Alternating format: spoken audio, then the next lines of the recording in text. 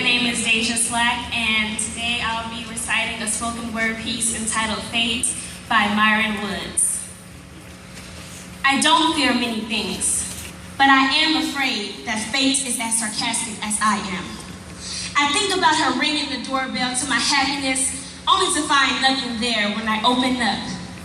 I think about speeding through my life's highway in hopes to catch a ticket to a better future.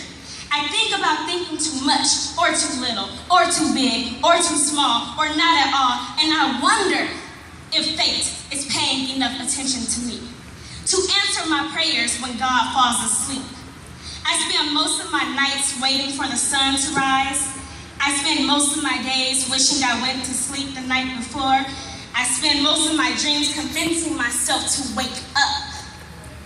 But I'm learning that you shouldn't ignore your dreams. I started focusing on mine. Around the same time, I started seeing my degree as just a sticky note. A reminder on the fridge of my future accomplishments. And I realized it's not my degree that gives me options. It's my imagination. And I know the thought of turning your imagination into a career is uncomfortable for most people, but I am not most people. And lucky for me, my dreams don't like to be comfortable anyways. They like to reside in the cracks of my close friends' couches. My dreams like to sleep on hard wooden floors with pillows made of laundry. They live in a cramped suitcase and would do anything in the world for a closet. But even then, they don't mind things like standing over and sitting or taking the bus over driving because they know that they are at least going somewhere. We're all afraid to try new things. It's that same fear that keeps us dreaming when we're supposed to be sleeping. And I'm often scared that fate is a dream I'm running after with the burden of nightmares tied around my ankles or my dreams or a kite with a hole just big enough to never let me leave the ground. They say everything happens for a reason.